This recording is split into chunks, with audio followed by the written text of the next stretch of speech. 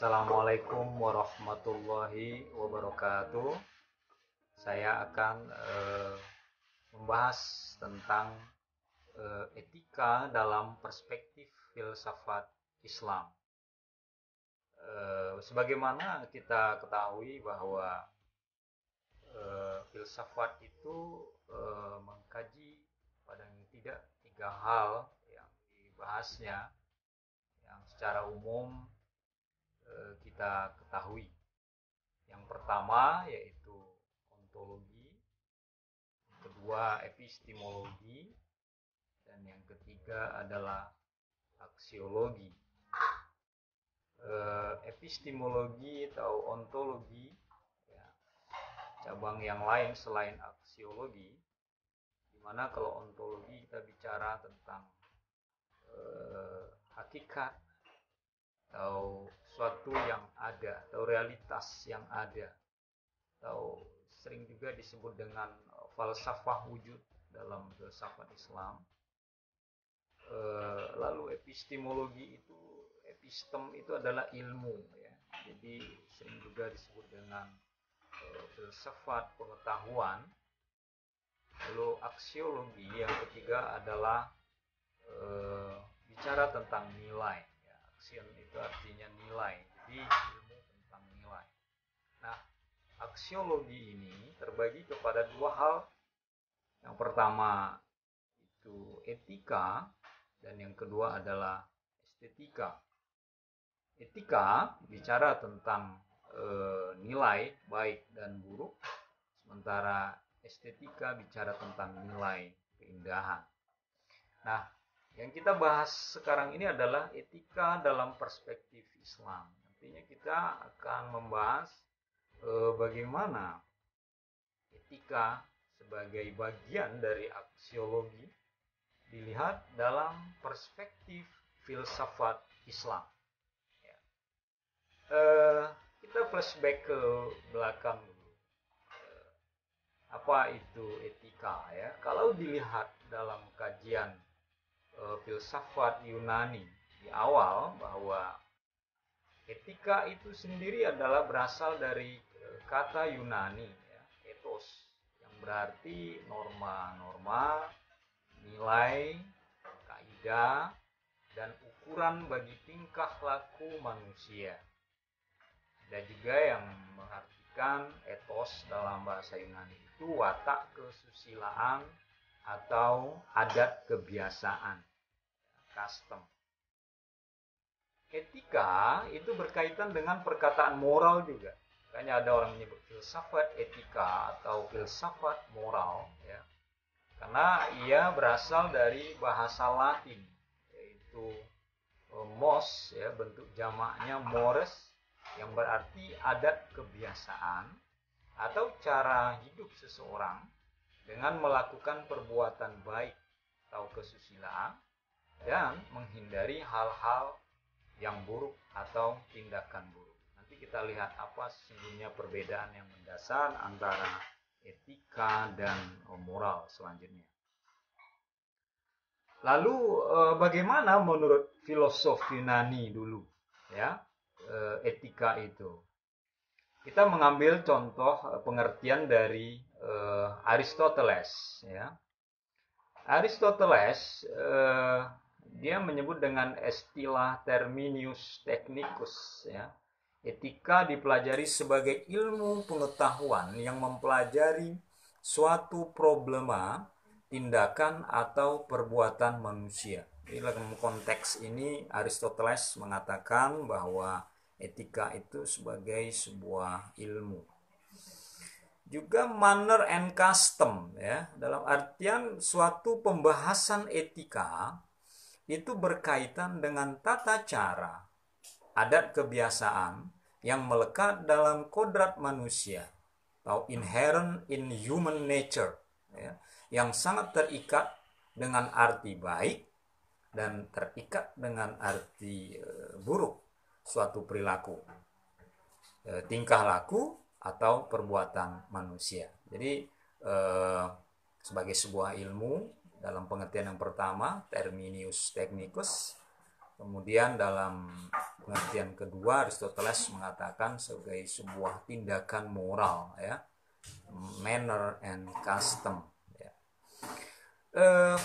Filosof modern atau ahli filsafat modern Kees Baertens dari Belanda, dia memberikan pengertian bahwa etika merupakan nilai dan norma moral yang menjadi acuan bagi manusia secara individu maupun kelompok dalam mengatur segala tingkah lakunya. Dalam pengertian ini terlihat bahwa Baertens, ya, ingin mengatakan kepada kita etika itu merupakan norma moral yang menjadi rujukan manusia, ya, baik secara individu ataupun berkelompok dalam mengatur kehidupannya. Artinya etika ini bisa mengatur kehidupan manusia, ya. Lalu bagaimana pengertian etika dalam beberapa istilah lain, ya? Karena bisa kita lihat nanti etika dalam pengertian sebagai ilmu praksis, etika sebagai refleksi, etika sebagai sebuah ilmu. Kita coba jelaskan satu persatu dulu.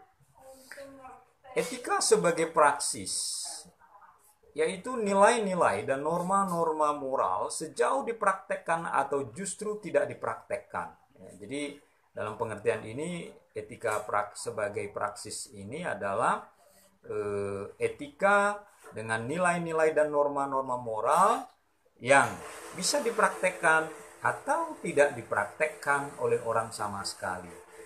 Walaupun seharusnya etika itu dipraktekkan, ya. Nah, ini etika sebagai praksis.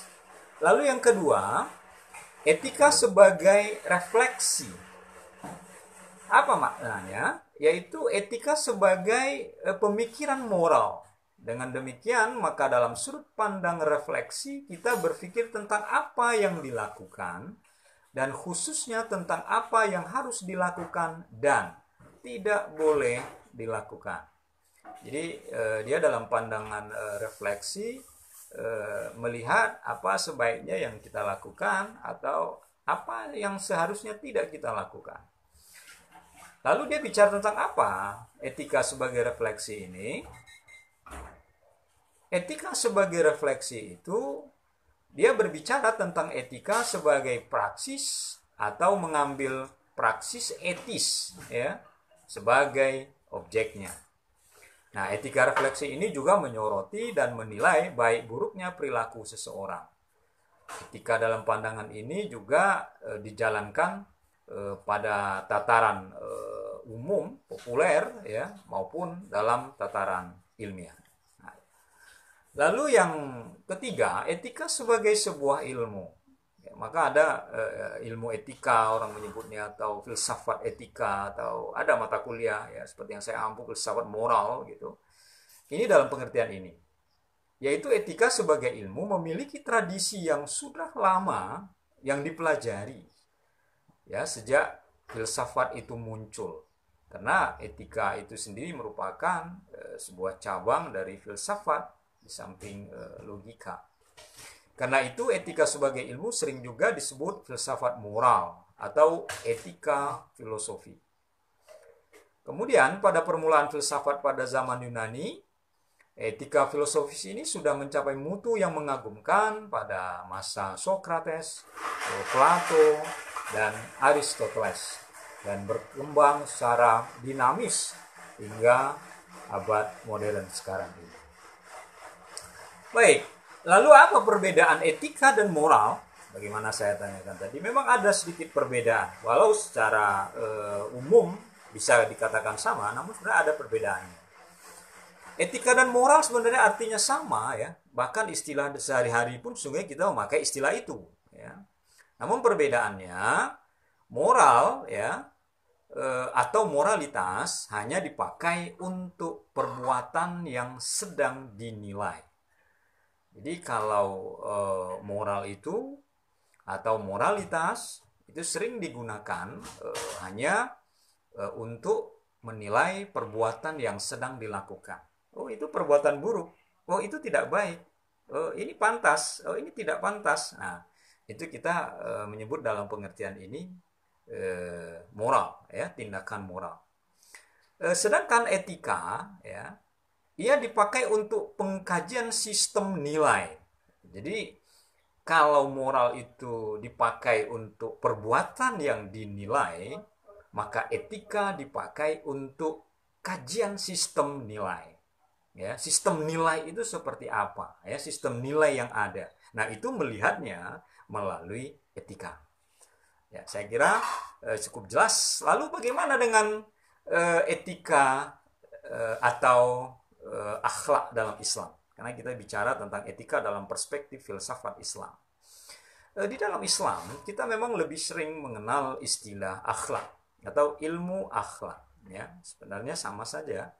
Walaupun di dalam Islam kita tidak membedakan pada pengertian antara akhlak dan moral, karena hampir sama dengan filsafat di Barat atau di Yunani, bahwa akhlak juga sebagai sebuah ilmu, akhlak juga sebagai sebuah tindakan baik dan buruk. Misalnya kita mengatakan pada seseorang, Anda sedang mempelajari ilmu akhlak, guru Anda siapa, gitu kan? Atau kita bisa mengatakan kepada orang lain bahwa tindakan Anda tidak baik, ya. Nah, ini sebagai sebuah tindakan. Oh, akhlak Anda baik, gitu.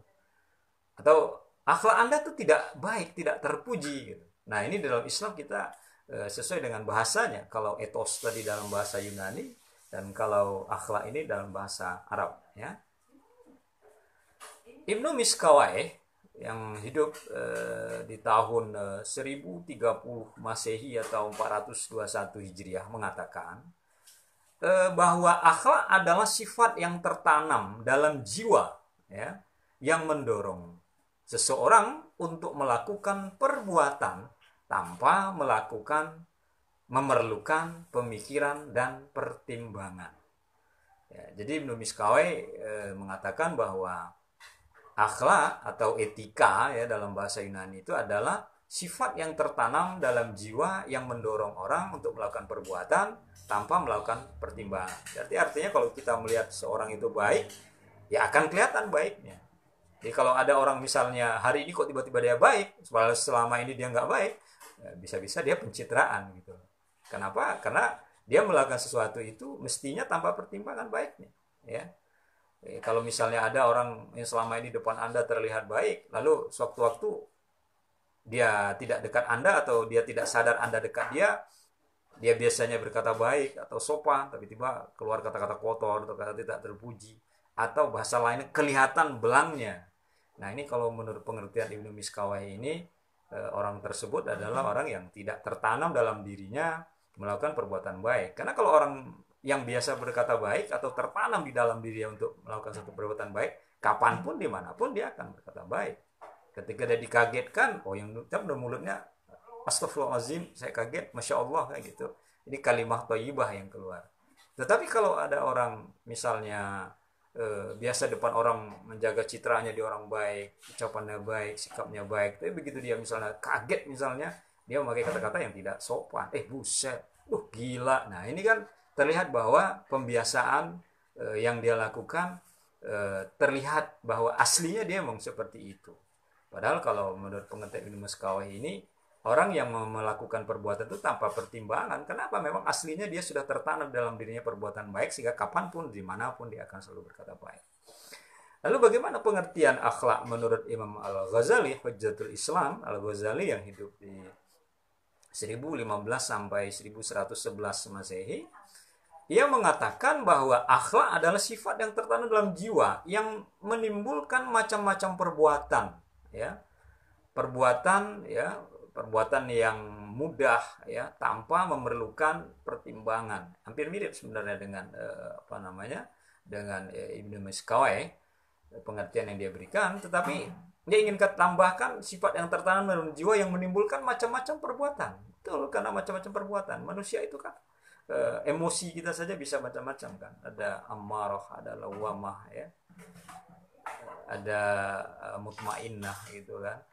Kalau nafsu ammarah itu kan nafsu yang pengennya itu marah saja, ya, emosi yang meluap-luap gitu kan. Tapi kalau mutmainnah itu kan nafsu yang memang tenang gitu ya. Kalau diatan mardiyah itu kan seperti itu.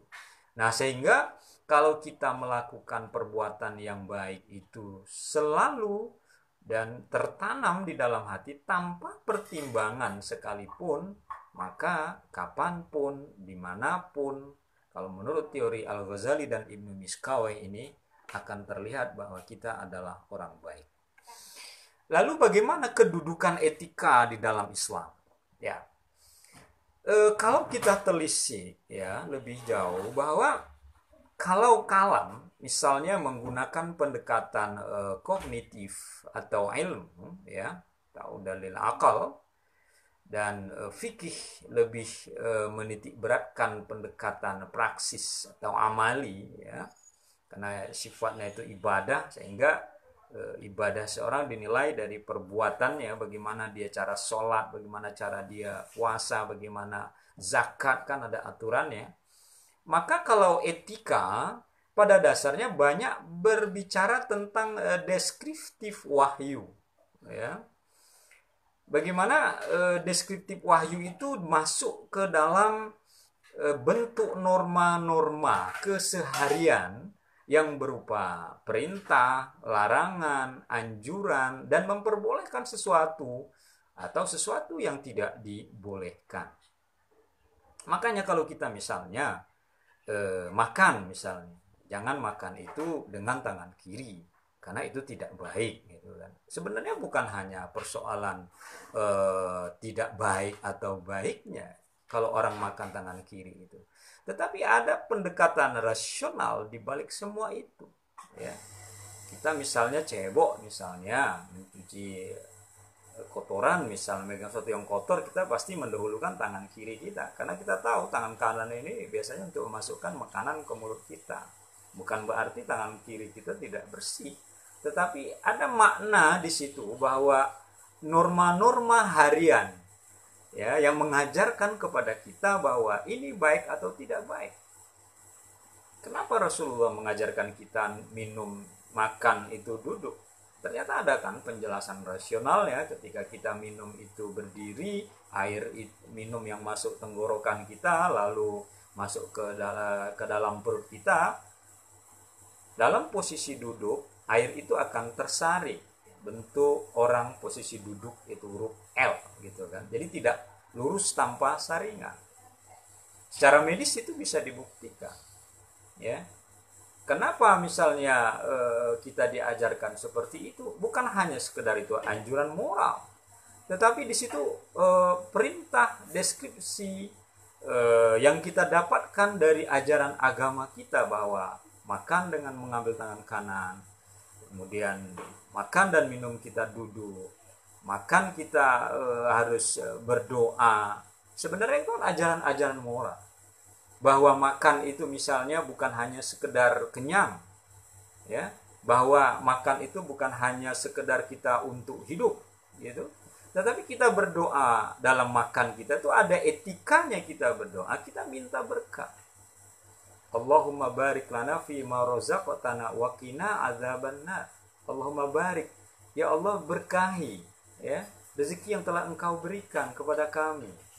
Artinya etikanya makan itu, apa yang kita makan itu bukan hanya sekedar kita kenyang untuk makan gitu, tetapi ada unsur ilahiyah di situ bahwa yang kita makan itu berkah dari Allah. Berkah itu kan keutamaan yang Allah berikan, kelebihan-kelebihan yang Allah berikan kepada kita, sehingga kita berharap apa yang kita makan itu bukan hanya sekedar mengenyangkan, tapi apa yang kita makan itu halalan thayyiban.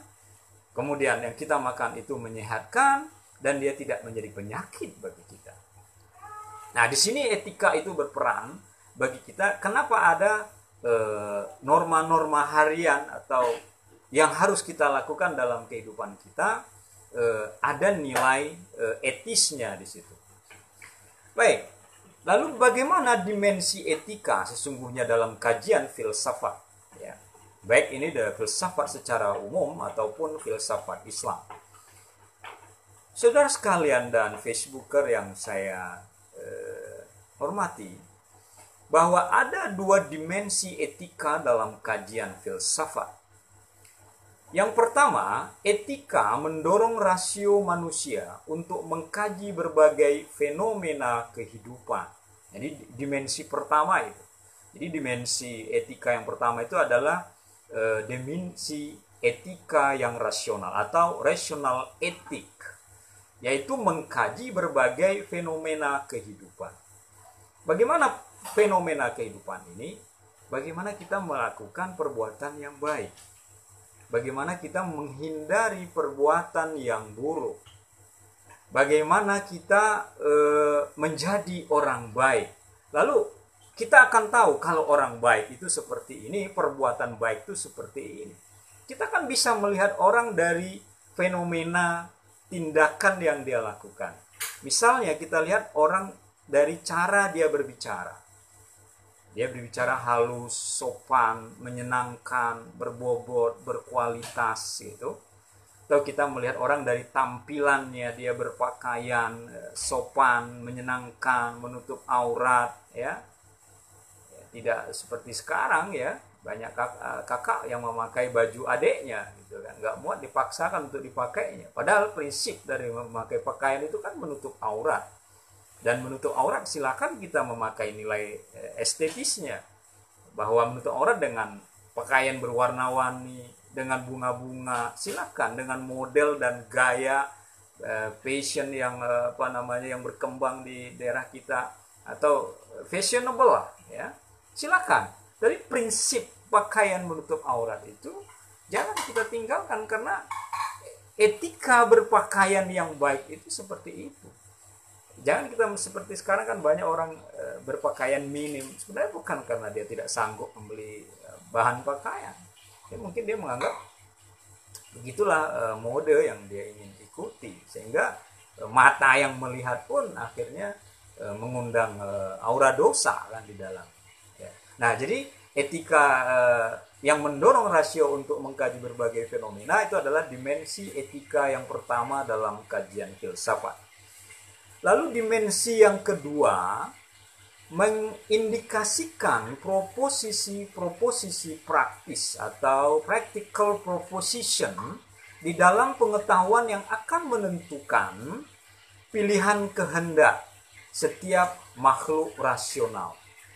Jadi dimensi yang kedua ini lebih pada mengindikasikan pernyataan-pernyataan praktis dalam pengetahuan yang akan menentukan pilihan kehendak. Jadi kita mengkaji apa sebaiknya yang kita lakukan. Ya. Apakah perbuatan ini pantas saya lakukan? Makanya kalau kita misalnya melakukan sebuah kesalahan, misalnya, contoh mungkin kita belanja di sebuah warung, uang kita 10.000, lalu kita membeli barang yang harganya 5.000, mestinya kembalian kepada kita 5.000. Tapi begitu kita sampai di rumah, uang kita tadi 10.000, belanja 5.000, kok kembaliannya 15.000. Nah, kita bisa menangkap ini sebagai sebuah indikasi bahwa yang punya warung, toko ini keliru. Lalu kita punya pilihan kehendak.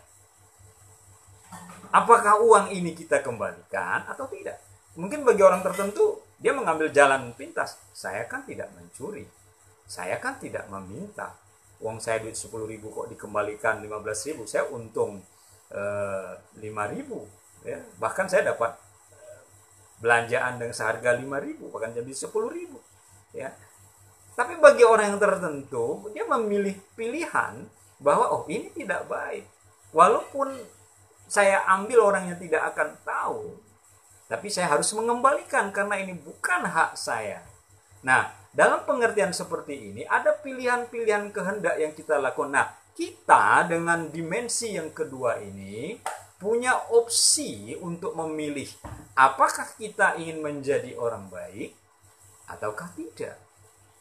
Bukankah kita sering mengatakan life is choice, ya? Hidup itu adalah pilihan. Sama halnya ketika kita memilih hidup kita untuk menjadi orang yang baik, orang yang bermanfaat, atau sama sekali kita ingin menyusahkan orang lain atau menyusahkan diri kita sendiri. Itu adalah pilihan kita. Nah, ini dua dimensi etika secara umum dalam kajian filsafat. Lalu bagaimana etika itu dalam implementasikan dalam baik dia sebagai sebuah ilmu ataupun ia sebagai sebuah tindakan moral? Filosof Muslim yang tadi sudah saya singgung, Ibnu Miskawayh dalam kitabnya yang terkenal Tahzibul Akhlak, ya, masalah pokok yang dikaji dalam kajian akhlak itu menurut beliau Ibnu Miskawayh itu adalah yang pertama tentang kebaikan, yang kedua adalah tentang kebahagiaan, dan yang ketiga adalah tentang keutamaan. Yang pertama kebaikan al-khair, yang kedua kebahagiaan as-sa'adah, dan yang ketiga keutamaan al-fadilah. Dalam Tahzibul Akhlak menurut Ibnu Miskawayh, kebaikan adalah suatu keadaan di mana kita sampai pada batas akhir dan kesempurnaan wujud. Jadi kalau kebaikan itu di mana kita sampai pada batas akhir dan kesempurnaan. Kalau kita melakukan sebuah kebaikan, di situ kan ada kepuasan yang kita dapatkan. Persoalan kalau kita misalnya melakukan kebaikan, belum tentu juga kita mendapatkan kebaikan. Misalnya kita menolong orang, dompet Bapak jatuh, ini saya kembalikan. Jangan-jangan orang yang dompetnya jatuh kita kembalikan malah bisa, kamu maling ya? Ini kan resiko itu, ya. Tetapi dalam pengertian ini bahwa kebaikan adalah suatu keadaan di mana kita sampai pada batas akhir kesempurnaan, di mana kita menerima kondisi apapun yang kita alami ketika kita melakukan kebaikan. Seorang nabi itu kan dakwah dia kepada umatnya. Tapi apakah semua nabi itu mendapatkan balasan kebaikan atas dakwah yang diberikan? Tidak, cobaan yang luar biasa. Bahkan beberapa nabi itu dibunuh oleh umatnya sendiri. Bahkan Nabi Nuh alaihissalam itu diikuti hanya beberapa orang pengikut saja, bahkan istri dan anaknya saja tidak mengikutinya gitu. Ya, jadi keutamaan itu, kebaikan itu seperti itu dalam pengertian yang diberikan oleh Ibnu Miskawayh. Kebaikan ada kalanya secara umum dan ada kalanya secara khusus. Di atas semua kebaikan itu menurut Ibnu Miskawayh terdapat kebaikan mutlak yang identik dengan wujud tertinggi. Lalu kemudian mengenai pengertian kebahagiaan, ya. Kalau kita berbicara tentang as-sa'adah atau kebahagiaan, itu telah dibicarakan oleh jauh-jauh hari oleh filosof Yunani, ya, dalam dua versi pandangan antara Plato dan Aristoteles. Ibnu Miskawayh tampil di antara dua pendapat orang tersebut. Maksudnya pendapat Plato dan Aristoteles. Menurut Ibnu Miskawayh tentang kebahagiaan, karena pada diri manusia ada dua unsur, yaitu jiwa dan badan. Maka kebahagiaan itu meliputi keduanya, yaitu kebahagiaan jiwa dan kebahagiaan badan. Ya. Kebahagiaan yang pertama, ya, jiwa. Pertama, ada manusia yang terikat dengan hal-hal yang bersifat benda dan mendapat kebahagiaan dengannya. Ada orang bahagia punya rumah bagus, penghasilannya besar gitu ya, punya rupa yang rupawan, yang cantik, yang handsome gitu. Nah, itu kebahagiaan yang bersifat badan, ya. Lalu yang kedua adalah manusia melepaskan diri dari keterikatan pada kebahagiaan ragawi atau benda atau materi. Tetapi kebahagiaan yang dirasakan itu adalah kebahagiaan yang didapatkan melalui jiwa. Jangan Anda kira orang miskin itu tidak bahagia. Ya, mungkin orang miskin itu lebih lelap tidurnya daripada orang kaya sekalipun. Kenapa? Ketika dia tidur mungkin dia tidak memikirkan harta saya akan dicuri orang, saya punya harta di sana dan di sini dilarikan oleh orang gitu kan. Tapi bagi orang kaya mungkin dia belum tentu, aduh usaha saya di sana ini dijalankan dengan baik enggak, dengan amanah enggak oleh anak buah saya dan bawahan-bawahan saya gitu kan. Nah, ini kebahagiaan itu tidak diukur dengan materi semata, tetapi kebahagiaan itu diukur justru dengan kebahagiaan jiwa, ketenangan jiwa. Ini yang saya singgung di atas tadi ayat itu, yaitu nafsul mutmainnah, ya, jiwa kita itu jiwa yang tenang, yang radiyatan mardiyah, ya, yang mendapatkan ridha dari Allah yang pemberi ridha. Lalu keutamaan. Ibnu Miskawai berpendapat atau Al-Fadilah ini bahwasanya asas semua keutamaan itu adalah cinta kepada semua manusia. Tanpa cinta yang demikian itu, suatu masyarakat tidak mungkin bisa ditegakkan. Nah, jadi keutamaan itu sebenarnya hidup dengan cinta, ya. Kita mencintai semua orang.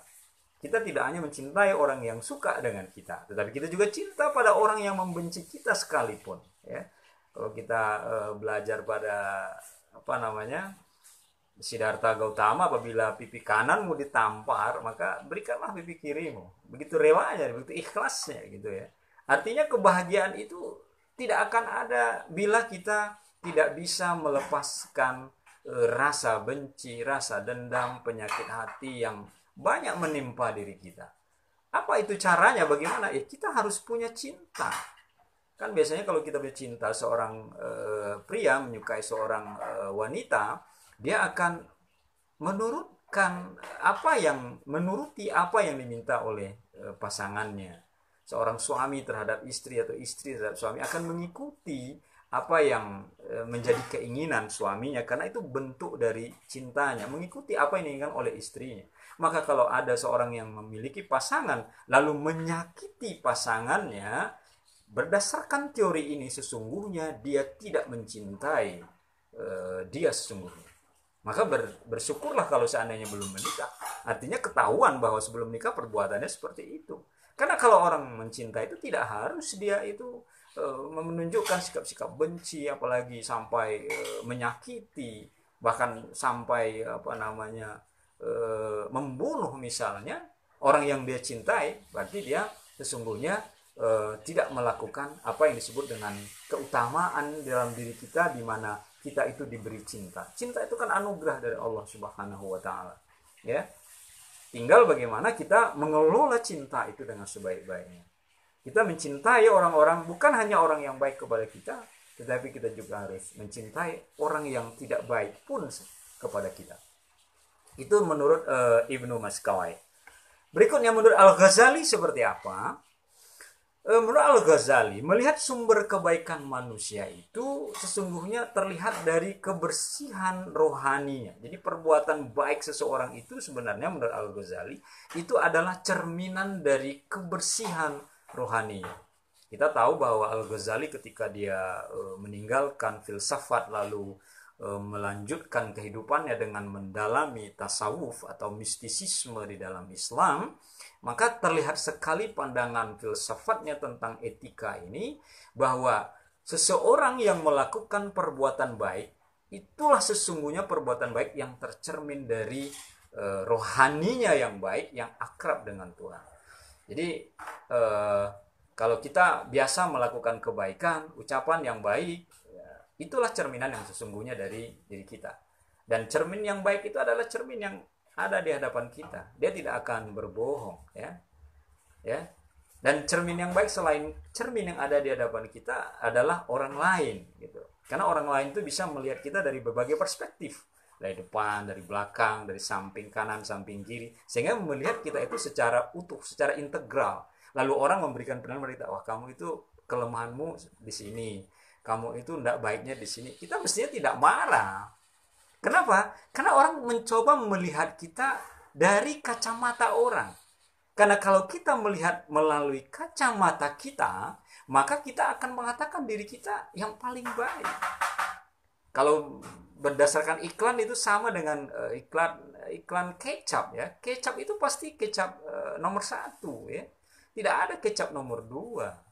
Kita biasanya dalam diri kita, oh saya yang paling baik, oh saya dengan tangga saya, oh baik saya dong, saya dengan orang lain itu, oh soleh saya dong. Kenapa? Karena yang membicarakan kita, yang menilai kita, yang memberikan koreksi terhadap diri kita, itu diri kita sendiri.